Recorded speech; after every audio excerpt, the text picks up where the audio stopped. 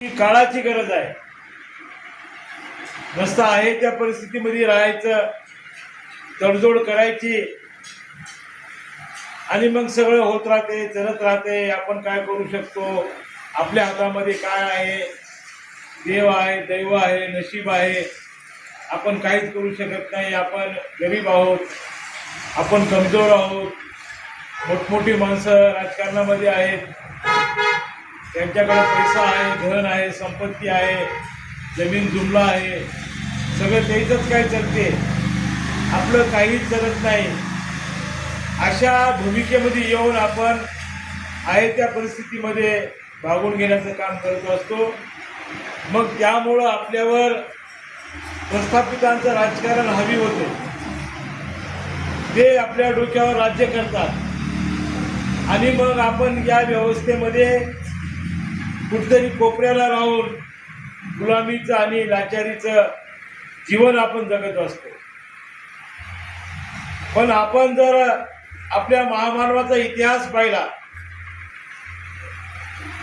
आपण आपले महामानव वाचण्याचा जर प्रयत्न केला, ऐकण्याचा प्रयत्न केला, समजून घेण्याचा प्रयत्न केला, तर आपल्या महामानवांनी या व्यवस्थेच्या विरोधामध्ये संघर्ष केलेला आहे. त्यांनी ही गुलामी सहन नाही केली. या गुलामीच्या विरोधामध्ये त्यांनी बंड पुकारलेला आहे. बाबासाहेबांनी म्हटलेलं आहे की गुलामाला गुलामीची जाणीव करून द्या. काय म्हटलं बाबासाहेबांनी? की गुलामांना त्यांच्या गुलामीची जाणीव करून द्या, म्हणजे ते त्या गुलामीच्या विरोधामध्ये बंड पुकारून उठतील. जोपर्यंत आपल्याला जाणीव होणार नाही की आपल्याला अशा प्रकारे या ठिकाणी वागणूक मिळत आहे, ही वागणूक चूक आहे का बरोबर आहे, हे जोपर्यंत आपल्या डोक्यामध्ये येत नाही, म्हणजे आपल्याला त्या गुलामीची जाणीव होत नाही, तोपर्यंत आपण त्या गुलामीच्या विरोधामध्ये बंड पुकारून उठत नाही. तर आपण ही जाणीव करून घेतली पाहिजे. यासाठी ही बैठक आहे, यासाठी हे शिबिर आहे की या देशामध्ये माणूस म्हणून जन्माला आल्यानंतर या जातीपाती किंवा गरीब श्रीमंत या गोष्टी नंतर चिकटलेल्या आहेत, परंतु माणूस म्हणून सगळी माणसं समान आहेत. मला 2 हात आहेत, तुम्हाला 2 हात आहेत, मला 2 डोळे आहेत, तुम्हालाही 2 डोळे आहेत, मी 2 पायावर चालतो, तुम्हीही 2 पायावर चालता. परंतु या व्यवस्थेमध्ये आमची गणना गुलामामध्ये झालेली आहे आणि काही विशिष्ट लोकांची गणना ही मालक म्हणून झालेली आहे. म्हणून हे गुलामीचं आणि मालकाचं जे नातं आहे, हे कुठतरी आपण बंडखोरी करून हे मोडून काढलं पाहिजे. आणि आपण सुद्धा माणूस म्हणून एका माणसाला जे हक्क आणि अधिकार मिळतात, त्या पद्धतीनं ते हक्क आणि अधिकार आम्हाला सुद्धा मिळाले पाहिजे. आणि माणूस म्हणून आम्हाला सुद्धा सन्मानानं राहता आलं पाहिजे, सन्मानानं जीवन जगता आलं पाहिजे, सन्मानानं आपल्याला भाकर खाता आली पाहिजे. तर हे जे माणुसकीचे गुणधर्म आहेत, तर त्याच्यावर कोणी हावी होता कामा नये, त्याच्यावर कोणी कब्जा करता कामा नये, कोणी त्याच्यावर बळजबरी करता कामा नये. आणि आपण सर्व समान आहोत, आपण सर्व एकसारखेच आहोत. आमची कोणी तुलना गरीब म्हणून करू नये किंवा मागासवर्गीय म्हणून करू नये किंवा हीन म्हणून करू नये, दीन म्हणून करू नये, दुःखी म्हणून करू नये. आम्हाला सुद्धा माणुसकीचे सगळे हक्क आणि अधिकार मिळाले पाहिजेत. तर या प्रकारची भूमिका घेऊन या देशामध्ये बहुजन समाज पार्टी काम करत आहे. तर ही काय पार्टी आहे? या पार्टीमध्ये बहुजन हा शब्द आहे. तर हा शब्द केव्हापासून आलेला आहे? बहुजन हा शब्द 2500 वर्षापासून तथागत बुद्ध जेव्हा या देशामध्ये होऊन गेलेले आहेत, त्या काळामध्ये बहुजन हिताय बहुजन सुखाय हा शब्द त्या काळामध्ये प्रचलित झालेला आहे. नंतर बुद्धाच्या विचाराची शासन व्यवस्था या देशामध्ये निर्माण झाली. तथागत बुद्ध जेव्हा या देशामध्ये फिरू लागले तर त्यांच्या विचारसरणीनुसार, त्यांच्या सांगण्यानुसार, त्यांच्या बोलीनुसार या देशामध्ये राजे महाराजे तयार झाले आणि त्यांची शासन व्यवस्था या देशामध्ये आली. चंद्रगुप्त मौर्याचं तुम्हाला नाव माहीत असेल, हे या देशाचे राजा होते. त्यानंतर सम्राट अशोक या देशाचे राजा झाले. त्यानंतर राजा बिंबिसार झालेले आहे. राजा बळी या देशामध्ये राजा होता. त्याच्यानंतर छत्रपती शिवाजी महाराज हे राजे झालेले आहेत. त्यानंतर उमाजी नाईक हे रामोशी समाजाचे, आदिवासी समाजाचे, ते या ठिकाणी राजा म्हणून झालेले आहेत. आणि जे बिरसा मुंडा आहेत, आदिवासी समाजामध्ये ज्यांनी क्रांती केली आणि वयाच्या फक्त 25व्या वर्षी ते झारखंड राज्यामध्ये त्यांनी त्यांचं स्वतःचं राज्य निर्माण केलं. जंगलराज त्याला म्हणतात, ते स्वतःचं राज्य त्यांनी निर्माण केलेलं आहे. तर हे बुद्धाच्या विचारधारेपासून ते कालपर्वांच्या बिरसा मुंडांच्या विचारधारेपर्यंत या देशामध्ये बहुजन समाजाचे शासक झालेले आहेत, बहुजन समाजाचे राजे झालेले आहेत. अलीकडे जर आपण पाहिला तर अहिल्याबाई होळकरांचा काळ आहे. 18व्या शतकामध्ये अहिल्याबाई होळकरांनी सुद्धा इंदोरमध्ये, मध्य प्रदेशामध्ये 28 वर्ष राज्य केलेलं आहे. एक महिला असून महिलांना खुर्चीवर बसायचा अधिकार नव्हता, महिलांना घोड्यावर बसण्याचा अधिकार नव्हता, महिलांना हातामध्ये तलवार धरण्याचा अधिकार नव्हता, दांडपत्ता हातामध्ये धरण्याचा अधिकार नव्हता. तरीही अशा परिस्थितीमध्ये अहिल्याबाई होळकर यांनी 28 वर्ष राज्य केलं. सगळ्यात महत्त्वाचं म्हणजे नवरा मेल्यानंतर महिलांना जिवंत राहण्याचा सुद्धा अधिकार नव्हता.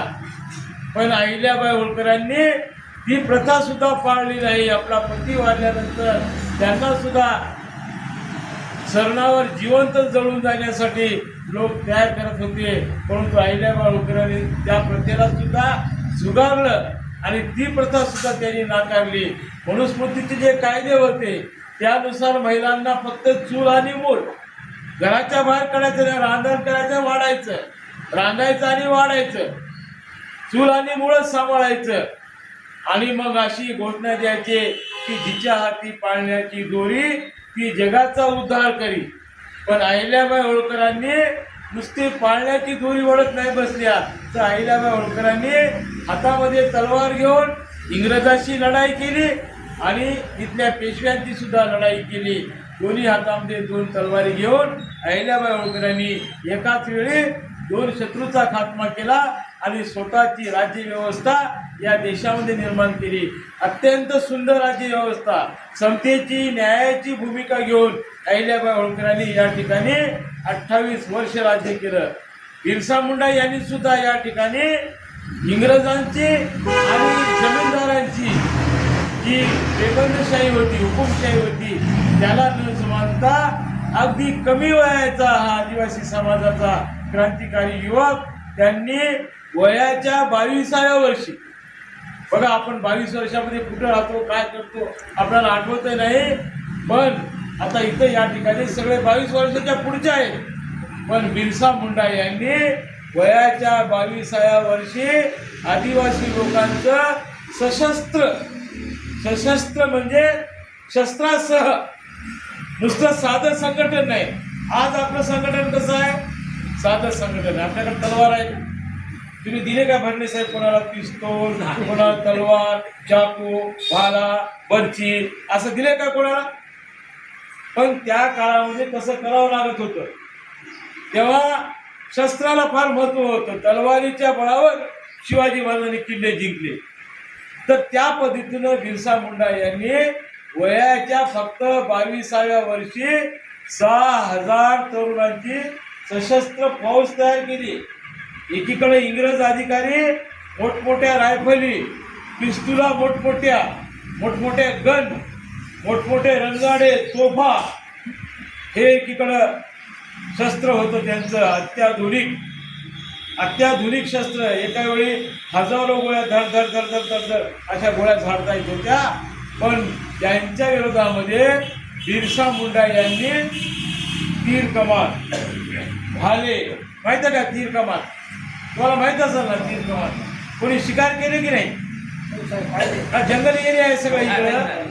तीर कमान, भाले, हे भालेवरी असा तोफदार माता असतो ते भाले, तलवारी, चाकू, ते गुप्ती, खंजर, हे असलं साहित्य त्यांनी त्या काळामध्ये जमा केलं. 6,000 असं सैन्य तयार केलं तरुण मुलांचं.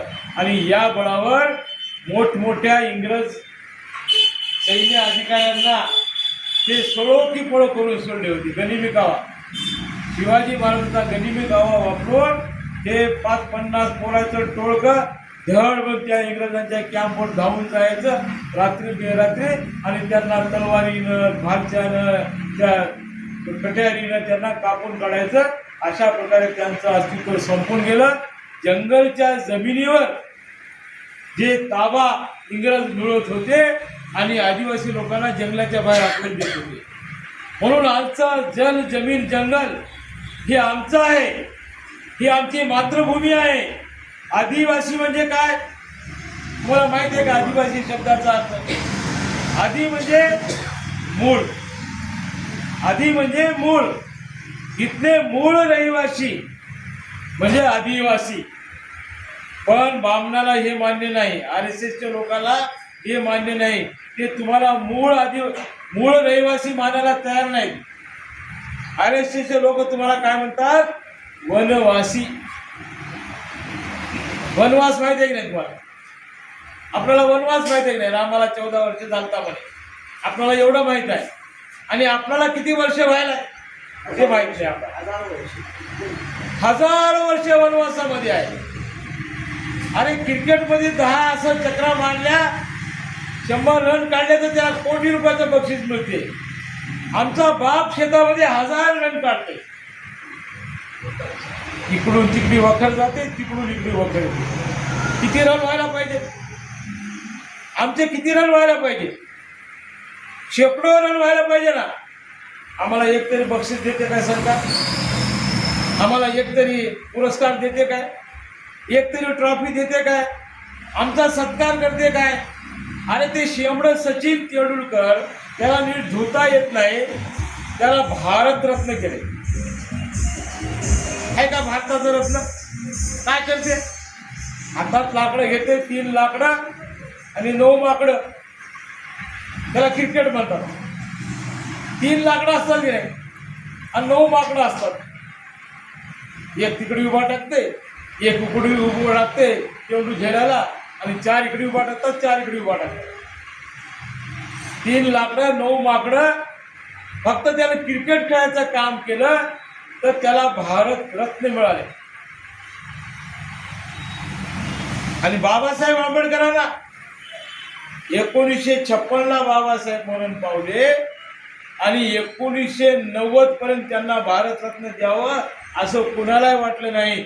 जेव्हा या देशामध्ये कांशीराम जन्माला आले आणि त्यांनी बहुजन समाज जोडायला चालू केला, मग यांना वाटलं अरे हे बहुजन समाज जोडायले, बाबासाहेबांचं नाव घेऊन लोकांना जागा करायले, मग बाबासाहेबाला भारत. बघा यांना उशिरा सुचलेलं शहाणपण. आणि त्याला सचिन तेंडुलकरला ताबडतोब कोणी मागणी केली काय? वाटवले साहेब, तुम्ही अर्ज पाठवला होता का याला भारतरत्न द्या, लई चांगला आहे बाबा, याच्यामुळे आमच्या देशात नाव व्हायले? तुम्ही अर्ज केलता का साहेब? तुम्ही भरले, तुम्ही अर्ज केलता काय? शिवाजीराव तुम्ही केलता का? अरे आम्ही कोणीच मागणी केली नाही, त्याला अर्ज उठाले. आता एक माणूस या महाराष्ट्रामध्ये मेला बिचारा परवा, त्याला पुण्यातल्या लोकांनी, त्या बारामतीतल्या लोकांनी विचारलं की साहेब फार मोठा दुष्काळ पडलेला आहे, सगळे तलाव कोरडे पडलेले आहेत, या तलावामध्ये पाणी नाही, आता आम्ही कसं जगायचं? तर ते नेता म्हणाला मग मी काय याच्यामध्ये मुतू काय?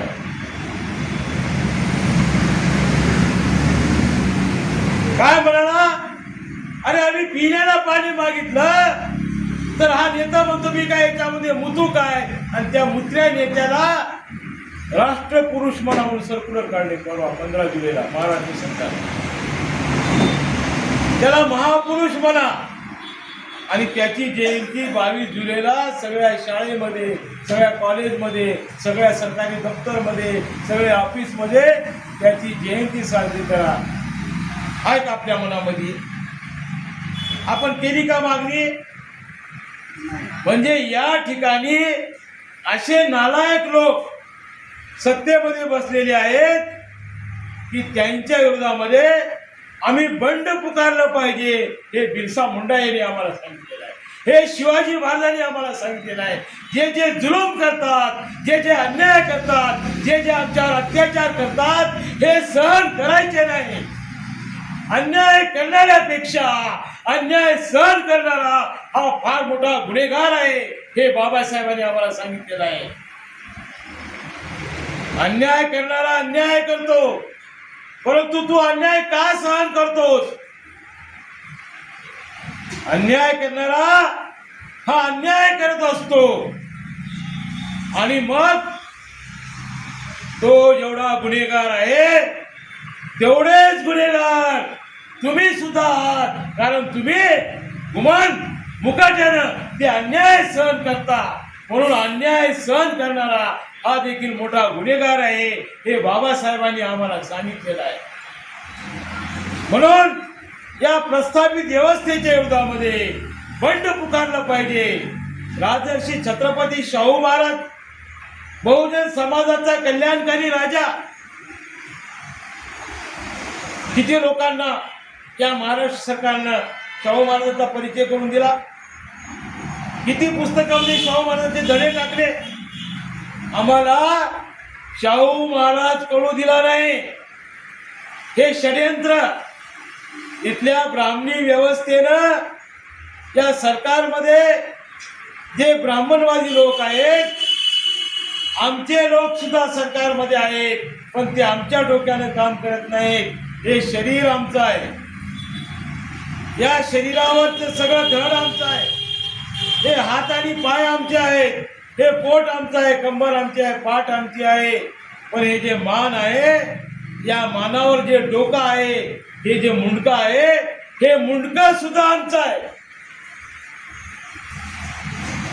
हे सगळं आमचं आहे. पण या मुंडक्यामध्ये जो मेंदू आहे, तो मेंदू ऑपरेट करणारे हे ब्राह्मणवादी लोक आहेत. आपल्या मेंदूला ऑपरेट करतात, आपल्या पुढे नको नको ते चित्र निर्माण करतात. आणि हे फलाना माणूस फार महान आहे, राष्ट्रपुरुष आहे, नायक आहे, महापुरुष आहे, अशा प्रकारचे चित्र आपल्या पुढे रंगवतात. आणि मग आपल्याला ते माणूस मोठा आहे की काय असं वाटू लागते. परंतु आम्ही आमच्या डोक्यावर जर विचार केला, आमचं मन, आमचं मेंदू आणि आमचं मनगट, मी रिपीट करतो, लक्षात ठेवा, आमचं मन, आमचा मेंदू आणि आमचं मनगट आम्ही जर मजबूत ठेवलं तर आमच्यावर कोणतीही ब्राह्मणवादी शक्ती आमच्यावर काम करू शकत नाही, आम्हाला गुलाम बनवू शकत नाही. आमचं मन, आमचं मेंदू, आमचं मनगट हे कमजोर ठेवण्याचा प्रयत्न या ठिकाणची व्यवस्था करत असते. त्यामुळं आम्ही गुलाम होऊन जात असतो. आम्हाला शाहू महाराज यांनी कळू दिला नाही. शाहू महाराजांना बॉम्ब टाकून मारून टाका. शाहू महाराज हे मेले पाहिजेत, याचं प्लॅनिंग जो माणूस पुण्यामध्ये राहून करत होता, ज्याच्या केसरी या वर्तमानपत्रामध्ये शाहू महाराजांच्या विरोधामध्ये रोज लेख छापून येत होते. शाहू महाराजांना कुणबट म्हणायचं. शाहू महाराजांनी आमच्यासाठी 26 जुलै 1902 ला 50% आरक्षण दिलं. तर हे आरक्षण घेऊन इथला कुणबी संसदेमध्ये जाऊन काय नांगर हाकलणार आहे काय? इथला तेली हा विधानसभेमध्ये जाऊन काय तेल काढणार आहे काय? इथला सुतार हा देशाच्या लोकसभेमध्ये जाऊन काय तिथं त्या ठिकाणी लाकडं सांगीत बसणार आहे काय? इथला लोहार हा संसदेमध्ये जाऊन काय भात्या मारणार आहे काय? असं वर्तमानपत्रामध्ये केसरीमध्ये धडधडीत शाहू महाराजांच्या विरोधामध्ये छापून येत होतं आणि शाहू महाराजाला बॉम्ब टाकून उडून टाकलं पाहिजे असं जे माणूस लिहित होता त्या भटमान्याला आम्ही लोकमान्य म्हणतो. त्या भटमान्याला आम्ही लोकमान्य म्हणतो. आणि जो खरा लोकमान्य आहे बहुजन समाजाचा राजा, ज्यांनी आमच्या मुलासाठी शाळा काढल्या. कोल्हापूर संस्थानामध्ये ज्या शाहू महाराजांनी आमच्या मुलासाठी बोर्डिंग काढल्या, मुसलमानासाठी बोर्डिंग, मराठा विद्यार्थ्यासाठी बोर्डिंग, तेलीसाठी, कोळीसाठी, कुणब्यासाठी, धनगरासाठी, त्या ठिकाणच्या आदिवासी लोकांसाठी, मागासवर्गीय लोकांसाठी, महार लोकांसाठी, चांभार लोकांसाठी, मागासाठी, त्या ठिकाणच्या प्रत्येक जे म्हणजे भिल्ल होते, शाहू महाराजांनी भिल्लांची टोळीच्या टोळी जी चोऱ्या करत होती गावगाव फिरून, त्या सगळ्या टोळींना शाहू महाराजांनी राजवाड्यामध्ये आणलं आणि त्यांना मग राजवाड्यामध्ये त्यांनी कोणाला सुभेदार केलं, कोणाला पहिरेदार केलं, कोणाला आपले अंगरक्षक केलं, त्यांना आपल्या सरकारी नोकऱ्या दिल्या आणि त्यांच्या मुलांना शाळेत जाता यावं म्हणून त्या काळामध्ये शाहू महाराजांनी भिल्ल लोकांसाठी सुद्धा हॉस्टेल काढले, शाळा काढल्या. तर आमच्या सगळ्या कल्याणासाठी ज्या लोकांनी काम केलं त्यांचा इतिहास आमच्या पुढे येऊ दिला नाही. आम्हाला शिवाजी महाराज सुद्धा नीट कळू दिला नाही. शिवाजी महाराज कोणता सांगितला? शिवाजी महाराजचे गुरु रामदास होते असं आम्हाला सांगितलं. हे रामदास लग्नामधून पळून गेला, जंगलात राहिला, कधीच शिवाजी महाराजांच्या राज्यात आला नाही. त्याला मात्र शिवाजी महाराजांच्या डोक्यावर बसवलं आणि शिवाजी महाराजांचा गुरु हा रामदास बामण होता, रामदास भट होता. हे आम्हाला आजही पुस्तकामधून शिकवलं जातं. शिवाजी महाराजांचे गुरु कोण होते? शिवाजी महाराजांचे गुरु हे तुकाराम महाराज होते. हे आम्हाला केव्हा कळलं? परवा जेव्हा मराठा सेवा संघ निघालं, कांशीरामजी यांच्यापासून प्रेरणा घेऊन पुरुषोत्तम खेडेकर यांना खरा शिवाजी कळाला. कोणाच्यामुळं? कांशीरामजीमुळं कळाला.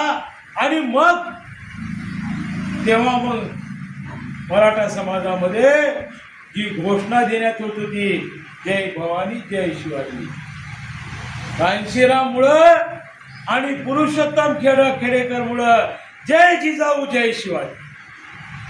काय घोषणा आली? जय जिजाऊ जय शिवाजी.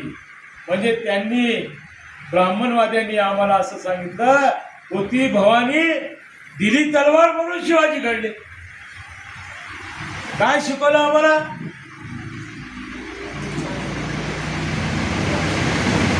भवानी नावाची कोणतरी काल्पनिक देवी आहे, ती शिवाजी महाराजांच्या स्वप्नात आली आणि तिनं तलवार दिली म्हणून शिवाजी विजयी झाले, म्हणून शिवाजी किल्ले जिंकू शकले. ती भवानी जर त्यांना तलवार दिली नसते, शिवाजी काहीच नाही हो. भवानी देवी होती, तिनं तलवार दिली म्हणून शिवाजी घडू शकले. बघा, दैववाद आमच्या डोक्यामध्ये त्यांनी असा पसरून टाकला, अशी घोषणा दिली जय भवानी जय शिवाजी. परंतु मान्यवर कांशीराम साहेबांनी जे प्रबोधन केलं, जे कॅडर कॅम्प घेतले, असे शिबिरं घेतले आणि त्यामध्ये त्यांनी खरा शिवाजी सांगितला, खरा शाहू महाराज सांगितला. मग यांच्या डोक्यामध्ये प्रकाश पडला मराठा समाजाच्या. म्हणून त्यांनी पुरुषोत्तम खेडेकर यांचं ऐकून जय जिजाऊ जय शिवाजी, म्हणजे जिजाऊने शिवाजी घडवला. शिवाजी कोण्या भवानी मातेमुळे नाही घडला, तर शिवाजी हा मा जिजाऊ यांच्या त्यागामुळं, यांच्या शिकवणीमुळं घडलेला आहे. ही शिकवण मान्यवर कांशीराम साहेबांच्या बहुजन मुवमेंटमुळं या देशामधल्या जवळपास उपेक्षित राहिलेल्या हजारो महापुरुषांना मान्यवर कांशीराम यांनी त्यांचा खरा इतिहास सांगून उजेडात आणलेला आहे. या ठिकाणी हे फोटो आहे. कोणाचा फोटो आहे? कोणाचा आहे? रामास्वामी. कोणाचा आहे हो फोटो? तुमचा. म्हणजे आपल्याला माहिती नाही महाराष्ट्रामध्ये, पण मान्यवर कांशीराम साहेबांनी गुरु घासीदास, पेरियार रामास्वामी नायकर असे हजारो महापुरुष आहेत ते बहुजन समाज आंबेडकरमध्ये ज्यांनी क्रांतिकारी कार्य केलं, बहुजन समाजाला जागं करण्याचं काम केलेलं आहे. अशा महामानवांचा इतिहास मान्यवर कांशीराम साहेबांनी खरा इतिहास देशामध्ये समोर आणला. म्हणून पेरियार रामास्वामी नायकर यांचा या फोटो आज या ठिकाणी लागलेला आहे. आणि आज तामिळनाडूमध्ये जे सरकार मागल्या 70 ते 75 वर्षापासून जी शासन व्यवस्था या ठिकाणी तामिळनाडूमध्ये येत आहे ती पेरियार रामास्वामी नायकर यांच्या क्रांतिकारी परिवर्तनवादी विचारामुळं त्या ठिकाणची शासन व्यवस्था सुद्धा बदललेली आहे. तुम्हाला माहित आहे कांशीराम साहेबांच्या परिवर्तनवादी विचारामध्ये मुळे गंगा यमुनेच्या खोऱ्यामध्ये रामाच्या आणि कृष्णाच्या जन्मभूमीमध्ये आज कांशीराम यांनी फुले शाहू आंबेडकर पेरियार या महामानवांचे विचार पेरले आणि त्या विचारातून उत्तर प्रदेशामध्ये एकदा नाही, दोनदा नाही, तीनदा नाही तर 4 वेळा उत्तर प्रदेशमध्ये बहुजन समाज पार्टीची शासन व्यवस्था निर्माण झाली. बहुजन समाज पार्टीचं सरकार आलं. बहन मायावती एक दलित समाजाची महिला उत्तर प्रदेश सारख्या देशातल्या सगळ्यात मोठ्या प्रदेशाची बहन मायावती हे 4 वेळा मुख्यमंत्री झालेली आहे. गोष्ट खरी आहे का खोटी आहे? मी काय तुम्हाला कुठल्या पुस्तकातली कहाणी सांगत नाही, काल्पनिक गोष्टी सांगत नाही. एक होता कावळा, एक होती चिमणी, एक होता राजा, त्यानं खाला भजा आणि लय आली मजा. असं काय सांगितलं काय? अरे जी हकीकत आहे, जी जमिनी हकीकत आहे, जी जमिनी वास्तविकता आहे ते मी तुमच्या पुढं मांडण्याचा प्रयत्न करत आहे. तुम्हाला सगळ्याला बुद्धी आहे, लोकॅलिटी आहे, डोसका आहे, त्यात मेंदू आहे, आपलाच मेंदू आहे. फक्त ते आपल्यासाठी वापरायला शिका, दुसऱ्यासाठी वापरू नका. मेंदू आपला वापरतो आपण दुसऱ्यासाठी. आपला खाना खराबा होऊन जाते, आपला सत्यानाश होऊन चाललेला आपल्याला दिसत नाही, आपलं रान वाळून चालले आपल्याला दिसत नाही. आणि दुसऱ्याचा मळा हिरवा कसा करायचा त्यालाच आपल्या डोसक्यावर वारंवार कसं काय बसवायचं हेच लय मोठं आहे. अरे हे मोठे मोठे म्हणतात तेवढे लय खोटे आहेत सर. तुमच्या हातगाव लोकसभेचे तर लय खोटे माणसं आहेत, लय चोर आहेत, लच्चे आहेत, दुफंगे आहेत, चोट्टे आहेत. तुम्ही ज्याला मतदान दिले मोठं करण्यासाठी आणि ते कोणा दुसऱ्यालाच नेऊन विकले. तुमचं मत नाही विकलं, तुम्हाला विकून टाकले त्या. म्हणून आपला मेंदू, आपलं डोकं आपल्या हितासाठी तो वापरा, आपल्या कल्याणासाठी तो वापरा. ताकद आमची आहे, मतदार आमचा आहे, संख्या आमची जास्त आहे. कांशीराम साहेबांनी या पार्टीला बुद्धाच्या विचारधारेपासून प्रेरणा घेऊन बहुजन हित आहे, बहुजन सुख आहे. पूर्वी कुठतरी एसटीवर सुद्धा हे वाक्य दिसायचं, पण आताच्या मनोवादी सरकारमध्ये ते वाक्य त्यांनी काढून टाकले. अरे याचा फायदा कांशीरामला लय फायदा म्हणजे हे वाक्य हटून टाका, मिटवून टाका. तर या विचारधारेपासून प्रेरणा घेऊन बहुजन हिताय आणि बहुजन सुखाय म्हणजे असा याच्या मागे उद्देश आहे की या देशामध्ये SC आहे, ST आहे, OBC आहे, मायनॉरिटी आहे, NT आहे, DTNT आहे, नॉमॅडिक ट्राईब्स आहेत, भटके विमुक्त आहेत, आदिवासी आहेत, अनुसूचित जाती आहेत, अनुसूचित जमाती आहेत आणि इतर मागासवर्गीय आहेत, म्हणजे OBC आहे. मग अशा परिस्थितीमध्ये या देशामध्ये या सगळ्या लोकांची जर गोळाबेरीज केली, मी किती लोकांचे नाव घेतले, SC, ST, OBC, NT, DTNT, minority, या सगळ्या लोकांची जर आपण गोळाबेरीज केली तर ही बहुसंख्य समाज व्यवस्था आहे. हे असं भारताचं चित्र आहे की नकाशा असा आहे, भारताचा नकाशा असा आहे की नाही, अशी रेषा आहे, अशी रेषा आहे. तर हे जे भारताचा नकाशा आहे, या भारतामध्ये हा जो बहुसंख्य समाज आहे,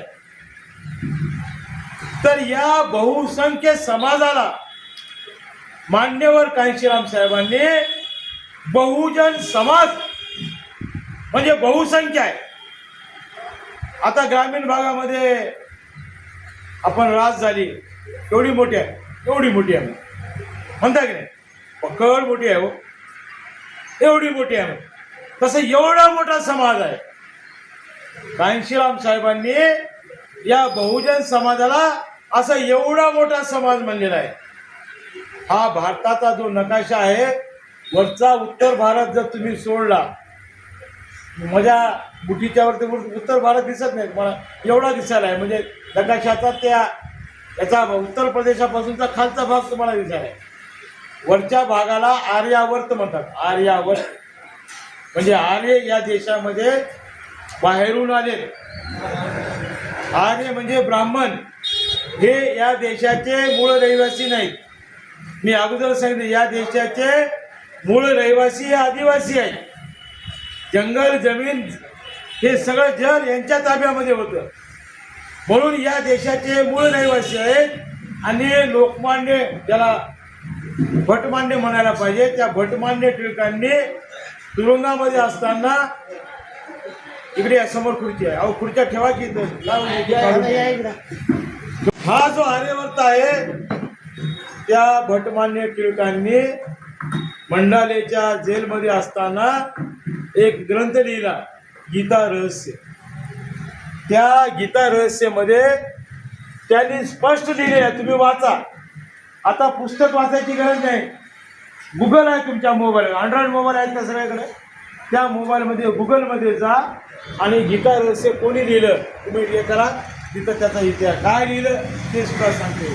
त्याच्यामध्ये त्यांनी असं लिहिलं की आर्य हे भारताचे नाहीत, हे कॉकेशियस पर्वतातून, म्हणजे उत्तर भारतामध्ये जो हिमालय आहे, त्या हिमालयाच्या पलीकडून कॉकेशियस पर्वतातून हे बाहेर देशातून आलेले आर्य आहेत. तर यांना कांशीराम साहेबांनी वगळलेला आहे. आणि हा जो बहुसंख्य समाज दिसतो, हा बहुसंख्य समाज म्हणजे बहुजन समाज आहे. आणि जो अल्पजन समाज आहे, याला कांशीराम साहेबांनी ब्राह्मण, बनिया, बडा जमीनदार यांना 15% मध्ये विभागणी केलेली आहे. त्याला आपण ती वेदानुसार वर्णव्यवस्था निर्माण केलेली आहे. त्यानुसार शूद्र हे बहुजन आहेत आणि ब्राह्मण, क्षत्रिय, वैश्य या वेदाच्या व्यवस्थेनुसार 4 वर्ण त्यांनी सांगितले. या 4 वर्णापैकी हे ब्राह्मण, क्षत्रिय, वैश्य हे 15% आहेत. आणि बाकीचे सगळे खाली जे शूद्र आहेत, अतिशूद्र आहेत, त्याच्यामध्ये OBC आहे, SC आहे, मायनॉरिटी म्हणजे धार्मिक अल्पसंख्याक. किती आहेत धार्मिक अल्पसंख्याक? कोण कोण आहेत धार्मिक अल्पसंख्याक माहीत आहे का? बरणे साहेब, धार्मिक अल्पसंख्याक म्हणजे सांगा कोण आहे? हा, बौद्ध आहे, जैन आहे, ख्रिश्चन आहे, मुस्लिम आहे, शीख आहे. म्हणजे या 6 धार्मिक अल्पसंख्याक कमी प्रमाणामध्ये या देशामध्ये राहतात. तर त्यांना सुद्धा कांशीराम साहेबांनी बहुजन समाजामध्ये त्यांची गणना केलेली आहे. मग या बहुजन समाजाची जर आपली गोळाबेरीज केली, या ठिकाणी जो बोर्ड राहिला असता तर मी तुम्हाला सांगितलं असतं की शेड्यूल कास्ट किती आहे, शेड्यूल कास्टची लोकसंख्या किती आहे, तिथं आदिवासी कोण कोण आहे हातवर करा. गेले, आले होते ते निघून गेले.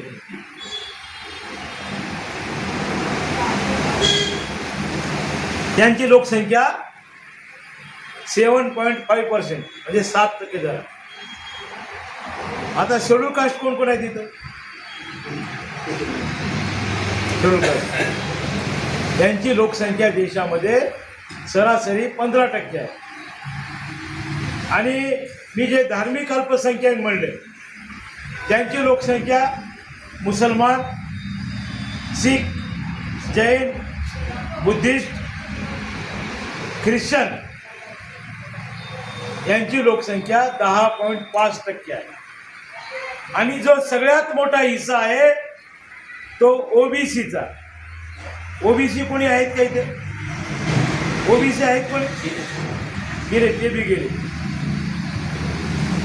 ओबीसी या देशामध्ये एकूण लोकसंख्येच्या 50%हून अधिक 52 ते 54% हे कोण आहेत, ओबीसी आहेत. हे तुम्हाला समजून झालं वाटतं, थोडंसं तुमच्या भाषेमध्ये सांग. आपल्या घरामध्ये उतरण आहे की नाही, कोणाकोणाच्या घरामध्ये उतरण आहे का, ते बी गेली, ते हे आलेत ना, आता टाक्या आलेत, लोखंडाच्या टाक्या आलेत. हा, त्याच्यामुळे डेरे गायब झाले, मडके गायब झाले, कुंभाराचा धंदाच बुडाला. पण मला माहित आहे माझ्या घरामध्ये उतरण होती. हे भलं मोठं मडकं सगळ्यात खाली, त्या मडक्यावर दुसरं एक लहान मडकं, त्या लहान मडक्यावर तिसरं एक मडकं, आणि या 3 मडक्यावर एक छोटंसं गाडगं. बरोबर आहे, ही वर्णव्यवस्था आहे, ही वर्णव्यवस्था आहे. सगळ्यात मोठं आहे पण खाली बसले, त्याची मुंडी दाबून टाकली त्याच्या वरच्या मडक्याने, ते गपगार बसले, त्याला बोलताच येईना, कारण वरी दुसरं मडकं बसले. पण त्या दुसऱ्या मडक्यात तर कुठं आझादी आहे, ते बी गुलाम आहे. त्याच्यावर तिसरं मडकं बसले, त्याचं बी तोंड बंद आहे. लिहायचं नाही, बोलायचं नाही, वाचायचं नाही, फिरायचं नाही, पुस्तकात लक्ष घालायचं नाही, त्यालाही बंधनात टाकले. आणि या 3 मडक्यावर एक लाग एवढंसं गाडगं बसले, त्याला काय म्हणता तुम्ही, बोळकं. काल मी नायगावमध्ये जे सांगितलं त्यांनी म्हणले आमच्याकडे लोटकं म्हणतात, म्हणजे लोटकं. हे लोटकं सगळ्याच्या वर बसलंय, ह्याचं तोंड उघड आहे, याला बोलायचा अधिकार आहे. मागासवर्गीय माणसाने रस्त्यावर फिरू नये, रस्त्यावर फिरला तर त्याची सावली रस्त्यावर पडते, मग सावली ती रस्त्याला बाटून टाकते. बघा, शिवल्यानंच बाटत नाही माणूस, यांचं डोकं बघा कसं आम्हाला गुलाम बनवले. हे मागासवर्गीय शूद्र जातीचा माणूस, मी मागासवर्गीय म्हणतो म्हणजे मी महार मांग चामार यायला म्हणत नाही. ओबीसी सुद्धा शूद्र आहे. महात्मा फुले वाचा, महार मांग चामाराला महात्मा ज्योतिराव फुले यांनी अतिशूद्र म्हटलेले, अतिशूद्र. आणि शूद्र आहेत तेली, नावी, कुंभार, सुतार, लोहार, धनगर, हटकर, सोनार, हे सगळे शूद्र आहेत. महात्मा फुले कोण होते, जातीनं कोण होते, महात्मा फुले माळी. काय केलं होतं त्यांनी, तरुण असताना, यंग असताना लग्नाच्या वरातीमध्ये गेले होते.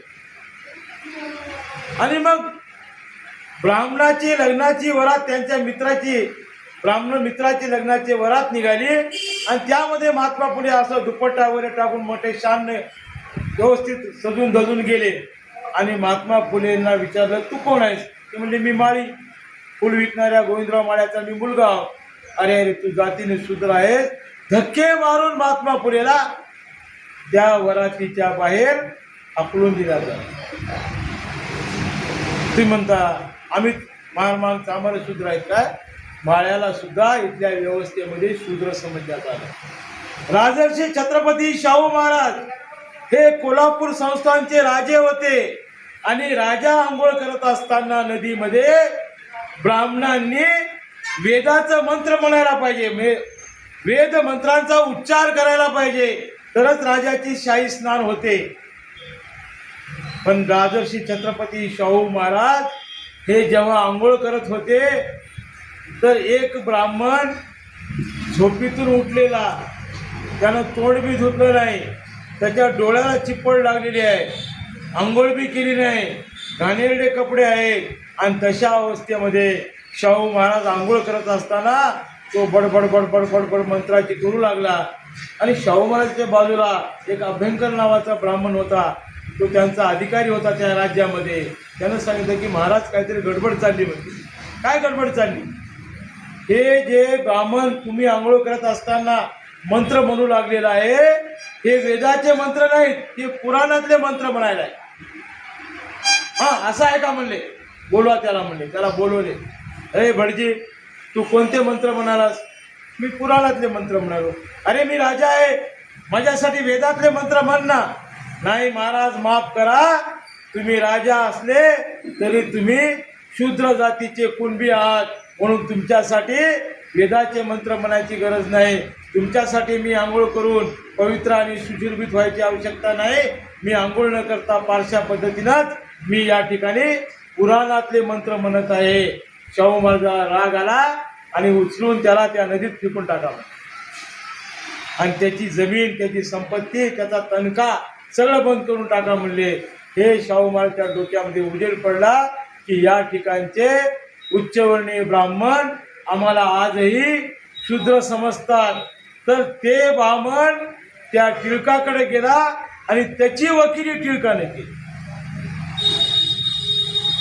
शाहू महाराजांची वकिली नाही केली. ब्राह्मण श्रेष्ठच आहेत हे टिळकांनी त्या भटाची वकिली केली.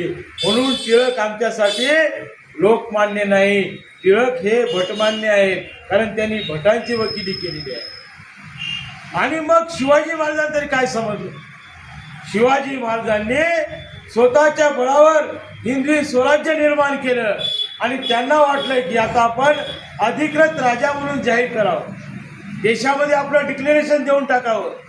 बाकीच्या राजांना सुद्धा कळलं पाहिजे की शिवाजी महाराज हे राजा आहेत. म्हणून त्यांनी स्वतःचा राज्याभिषेक कार्यक्रम ठेवला. तर त्यांच्या दरबारामध्ये शेकडो ब्राह्मण अधिकारी होते, पुजारी होते, पण त्यांनी एक मुखी ठराव घेतला की आम्ही शिवाजी महाराजांचा राज्याभिषेक करणार नाही. का करणार नाही? कारण छत्रपती शिवाजी महाराज हे शूद्र आहेत, मग आम्ही त्यांचा राज्याभिषेक करणार नाही.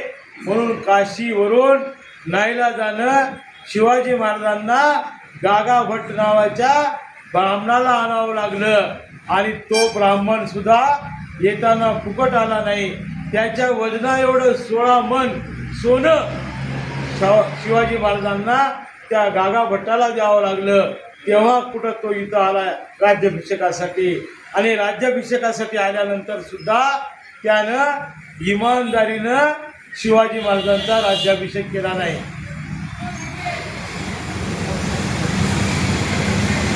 त्यानं शिवाजी महाराजांचा जो कुंकुम तिलक लावण्याचा कार्यक्रम असतो, राज्याभिषेक करण्यापूर्वी राजाला कुंकू लावायचं असते, तर त्या गागा भट्टानं आपल्या डाव्या पायाच्या करंगळीला कुंकू लावलं आणि पायानं ते कुंकू शिवाजी महाराजांच्या कपाळाला. म्हणजे राजा असलेल्या एका मराठा समाजाच्या माणसाला त्यांनी श्रेष्ठ न समजता आपल्या पायाला श्रेष्ठ समजून आपल्या पायाच्या करंगळीनं त्यानं शिवाजी महाराजांचा राज्याभिषेक केलेला आहे. म्हणजे या देशामध्ये शिवाजी महाराजांना सुद्धा, महात्मा ज्योतिराव फुलेंना सुद्धा, शाहू महाराजांना सुद्धा शूद्र समजण्यात आलेलं आहे. म्हणून या सगळं शूद्र समाजानं बहुजन समाजामध्ये सहभागी व्हावं यासाठी मान्यवर कांशीराम साहेबांनी 85% बहुजन समाजाची संकल्पना मांडली आणि त्यानंतर मग बहुजन समाज पार्टीची स्थापना केली आणि नारा दिला की वोट हमारा राज तुम्हाला नहीं चलेगा, नहीं चलेगा. कोणत्या बळावर कांशीरामजींनी नारा दिला? हा बहुजन समाज या उतरंडीमधल्या डेऱ्यासारखा सगळ्यात मोठा आहे, पण तो या व्यवस्थेमध्ये दाबून ठेवलेला आहे. ओबीसी संख्येने जास्त आहे, 52% आहे. म्हणून या 52% ओबीसीला 52% रिझर्वेशन मिळालं पाहिजे, आरक्षण मिळालं पाहिजे. म्हणून या देशामध्ये तुम्हाला कुणीही सांगितलं नाही, पण या ठिकाणी मी सांगतो, ही गोष्ट तुम्ही लक्षात ठेवा की या देशामधल्या संख्येनं सर्वात जास्त असलेल्या 52% ओबीसीला 52% त्यांच्या संख्येच्या प्रमाणामध्ये जिसकी जितनी संख्या भारी उसकी उतनी भागीदारी. 52% असलेल्या ओबीसीला या देशामध्ये 52% आरक्षण मिळालं पाहिजे. यासाठी मंडल आयोगाची मागणी या देशामध्ये बहुजन समाज पार्टीचे संस्थापक मान्यवर साहेब कांशीरामजी यांनी पहिल्यांदा घोषणा केली आणि नारा दिला, मंडल आयोग लागू करो वरना खुर्ची खाली करो.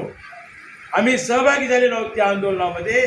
देशाच्या संसदेला बहुजन समाज पार्टीच्या आमदारांनी आणि खासदारांनी देशाच्या संसदेला घेराव घातला, मंडल आयोग लागू करो वरना खुर्ची खाली करो. ही घोषणा मान्यवर साहेब कांशीरामजींनी दिली. म्हणून बाबासाहेबांना भारतरत्न, म्हणून ओबीसींना 27% रिझर्वेशन मिळालेलं आहे. हे सुद्धा फार कमी आहे. 52% ओबीसीला 27% रिझर्वेशन, कुठे न्याय आहे काय? समजा 52 माणसं आपल्या गावामध्ये जेवाय बसले ओबीसीचे, आणि मग आपण त्यांना जेवायला बसल्यावर 52 पत्रावळ्या लावता की नाही? एका माणसाला एक पत्रावळी लावता की नाही? आपण बोलत जा ना जरा. म्हणजे मी बोलायला तुम्हाला काही कळलं की नाही की आमच्या साहेबांनी असं हात केलं म्हणजे कवा होते काय नाही की, तर तुम्ही रिस्पॉन्स द्या. 52 माणसं जेवायला बसले तर तुम्ही 52 पत्रावळ्या लावते की नाही? लावते की नाही? 52 माणसाला ताटं वाढता, 52 पत्रावळ्या लावता. पण इथल्या सरकारने काय केलंय? 52 ओबीसीला 27 पत्रावळ्या वाढले. म्हणजे कसं खाणार त्यांनी? एका दोन खाणार. म्हणजे आपण भांडून घेणार की नाही?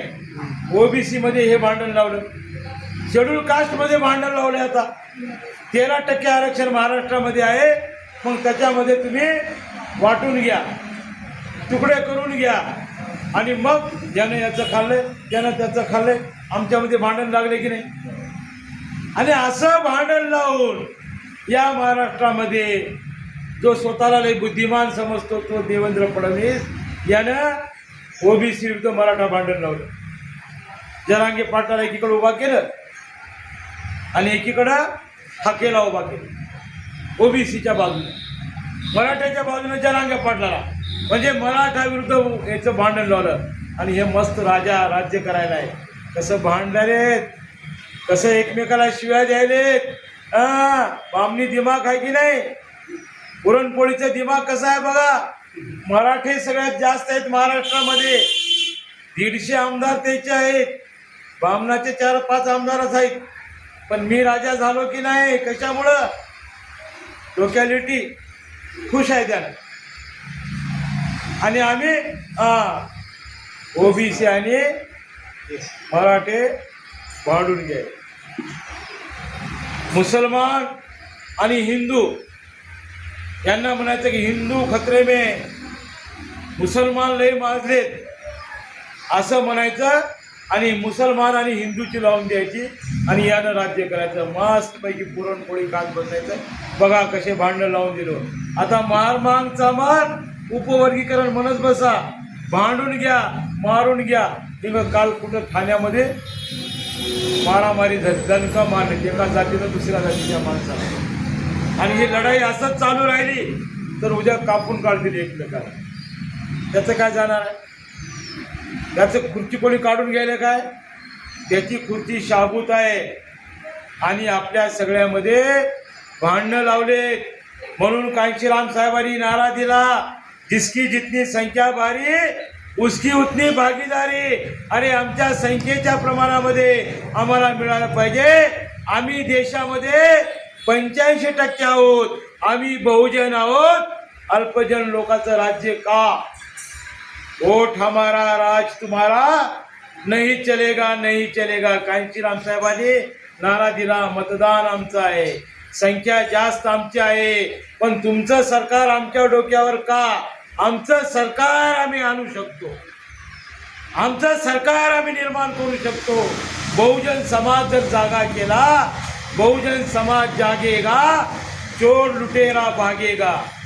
म्हणून बहुजन समाजाला जागर करून मान्यवर कांशीराम साहेबांनी उत्तर प्रदेशमध्ये 4 वेळा आपलं सरकार आणलेलं आहे. मग अशा परिस्थितीमध्ये ही बहुजन समाज पार्टी बहुजन समाजाची पार्टी आहे.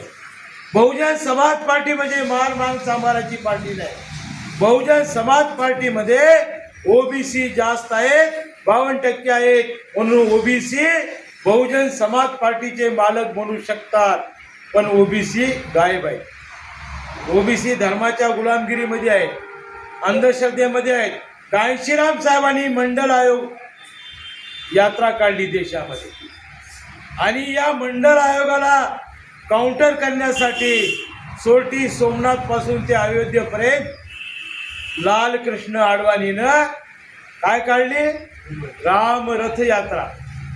राम रथ यात्रा रामासाठी नव्हती. रामासाठी काहीच नसते या देशामध्ये. फक्त तुम्हाला भावनिक बनवायचं असते. राम मंदिर बांधलं, राम भक्ताचं काय बरं झालं? जे तिथं भटुरडे पुजारी होते त्यांनी 1400 कोटी रुपये त्या राम मंदिरातून चोरी केली. मोदीने किती मोठा प्राणप्रतिष्ठा कार्यक्रम केला. प्राणप्रतिष्ठा म्हणजे काय? रामाची मूर्ती बसवली त्या मंदिरामध्ये आणि त्या मूर्तीमध्ये वेदाचे मंत्र म्हणून प्राण आणला, म्हणजे जीव टाकला मूर्तीमध्ये. कल्पना आहे ते लोक. त्या मूर्तीमध्ये जीव टाकला, मूर्तीमध्ये जीव आला. चोरी कशी काय झाली? रामामध्ये मूर्तीमध्ये जीव आला ना. हे छोटे थांबा, कुठं माझं घेऊन चालल्या चोर? थांबा म्हणला काय राम? नाही म्हणला. म्हणजे यांनी रामाचा वापर केला तुम्हाला आम्हाला भावनिक करण्यासाठी, बीजेपीला मतदान पडण्यासाठी. तसं या देशामध्ये ओबीसीच्या हक्काची लढाई कांशीराम साहेब लढत होते. मंडल यात्रा त्यांनी काढली आणि मंडल यात्रेला काउंटर करण्यासाठी, विरोध करण्यासाठी आडवाणीनं कमंडल यात्रा काढली. कमंडल यात्रा काढली. हे लक्षामध्ये घ्या. आम्ही जेव्हा आमच्या हक्काची गोष्ट करतो तेव्हा हे आमचं लक्ष दुसरीकडे वळवतात. आम्ही मग भांडत बसतो आणि हे लोक राज्य करतात. ही नीती आमच्यासाठी घातक आहे. म्हणून बहुजन समाज पार्टी या देशामध्ये मान्यवर कांशीराम साहेबांनी तयार केली आणि उत्तर प्रदेशामध्ये आपली सत्ता आणून दाखवलेली आहे. महाराष्ट्रामध्ये हे होऊ शकते की नाही? होऊ शकते. असं आम्ही निर्माण करू शकतो की नाही? तुम्ही म्हणताल आम्ही 7-8 जण बसलो, हे कसं शक्य? हां, बरोबर आहे ना सर? होऊ शकते. हां, हे काय आम्हाला काय परीची गोष्ट सांगायला काय? हां, परी आली, अशी काडी फिरवली आणि शासन निर्माण झालं, असं होऊ शकते काय? कांशीराम साहेबांनी सांगितलं हे होऊ शकत आहे. महाराष्ट्रामध्ये येऊन मराठी भाषेमध्ये सांगितलं. कांशीराम साहेबांना मराठी येतं, पंजाब ते त्यांचा जन्म आहे, पण कांशीराम साहेबांनी महाराष्ट्रामध्ये येऊन हे होऊ शकत आहे. या देशामध्ये बाबासाहेबांनी आम्हाला सांगितलं की जा आणि तुमच्या घरांच्या भिंतीवर लिहून ठेवा की तुम्हाला शासनकर्ती जमात बनायचं आहे. हे कोण ऐकलं? उत्तर प्रदेशच्या, पंजाबच्या कांशीरामनं ऐकलं. आम्ही महाराष्ट्राच्या लोकांनी का ऐकलं नाही? आम्ही महाराष्ट्राच्या लोकांनी युती करा, समझोते करा, ॲडजस्टमेंट करा, कॉम्प्रोमाइज करा, पाठिंबा द्या, हेच आम्ही ऐकतो. पण कांशीराम साहेबांनी बाबासाहेबांचा विचार तंतोतंत ऐकला. पण पाहिजे बसा बसा बसा बसा ना. घेऊन बसा, फुकट आहे.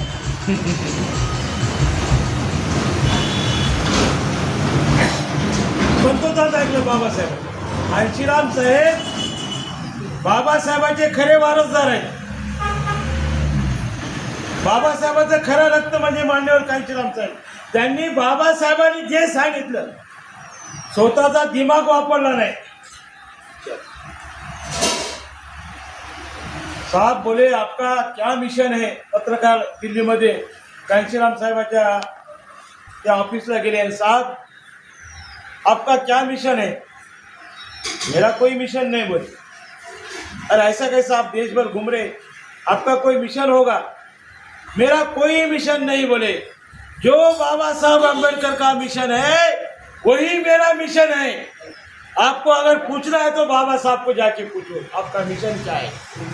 मैं ज़्यादा दिमाग नहीं लगाता. बाबा साहब ने इतना अभ्यास किया, इतने किताबें लिखी, इतनी मूवमेंट चलाई, एक मिशन बनाया. उस मिशन का काम करना यही मेरा मकसद. शासन करती जमात बना. बाबासाहेबांनी सांगितलं, काशीरामने ऐकलं आणि शासन करती जमात बनून दाखवलं.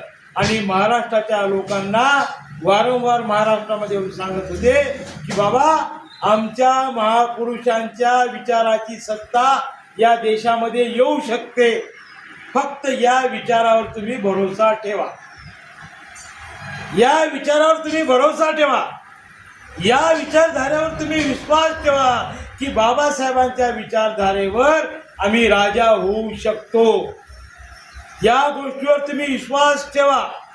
पण आमची माणसं नाही हो. हे कसं शक्य आहे. दादासाहेब गायकवाड नाशिकला राहायचे. पुण्यामध्ये गाडगेबाबा धर्मशाळेमध्ये काँग्रेस आणि रिपब्लिकन पक्षाची युती झाली. तेव्हा 521 जागेपैकी 520 जागा काँग्रेसला सुटल्या आणि 1 जागा रिपब्लिकन पार्टीला सुटली. तेव्हा कांशीराम म्हणाले की हा बाबासाहेबांचा अपमान आहे.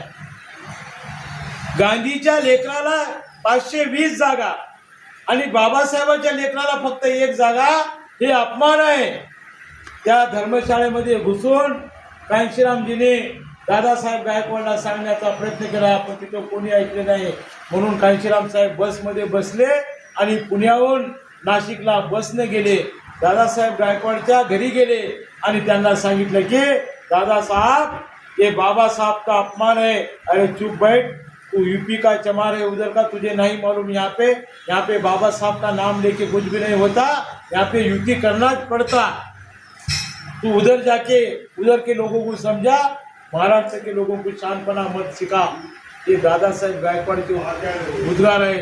म्हणून कांशीराम साहेबांनी बाबासाहेब महाराष्ट्रामध्ये, फुले महाराष्ट्रामध्ये, शाहू महाराज महाराष्ट्रातले, यांची जन्मभूमी आणि कर्मभूमी फुले शाहू आंबेडकर यांना उचललं. उत्तर प्रदेशामध्ये घेऊन गेले. घराघरामध्ये जाऊन सांगितले की ये काय वाले बाबा है, ये बाबा साहब आंबेडकर है.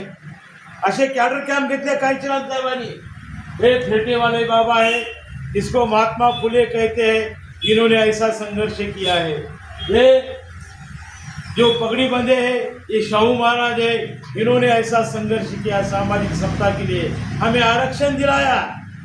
26 जुलाई 1902 को हमें 50% आरक्षण दिया. ये शाहू महाराज है, ये शाहू महाराज है, ये बाबा साहेब है.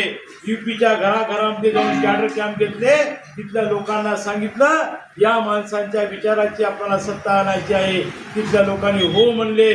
साहेब असंच करायचं म्हणले आणि सरकार आणले. तुम्ही असं करणार की नाही? महाराष्ट्राच्या लोकांनी असं करणार की नाही? शिवाजी महाराजांसोबत किती मावळे होते? 10-15 सवंगडी होते. सैन्य खूप असतील पण त्यांचे हितगुज करणारे तानाजी मालुसरे असेल, तो दिवा पाले असतील, असे किती लोक होते? 10-15 सहकारी होते. 10-15 लोकांनी जर मनावर घेतलं तर काही होऊ शकते. कार्ल मार्क्स वाढल्यानंतर त्याचे अनुयायी फक्त 4च होते स्मशानभूमी. की काही हरकत नाही, जगाला अवघड वाटत असेल कार्ल मार्क्सचा साम्यवाद, पण आम्ही तो समजून घेतलेला आहे आणि या विचाराचा प्रचार प्रसार आम्ही जगामध्ये करू म्हणून 4 लोकांनी निर्धार केला. आज अर्ध्या जगावर मार्क्सवाद्यांचं राज्य आहे. म्हणजे आम्ही जर या ठिकाणी कमी आहोत म्हणून नाराज व्हायचं नाही. आम्ही जर पक्के पेटलो, आज कांशीराम नाहीत आपल्यामध्ये, आज बहीण मायावती आहेत आणि उद्या मायावती नंतर आपल्याला जे मुवमेंट आपल्या हातामध्ये घ्यावी लागणार आहे. अत्यंत ही महत्त्वाची गोष्ट बोलत आहे, बोलू नये पण ही बोलावी लागत आहे, कारण ही काळाची गरज आहे. म्हणून तुम्ही कमी आहात, कमजोर आहात, ही गोष्ट आपल्या मनामधून काढून टाका.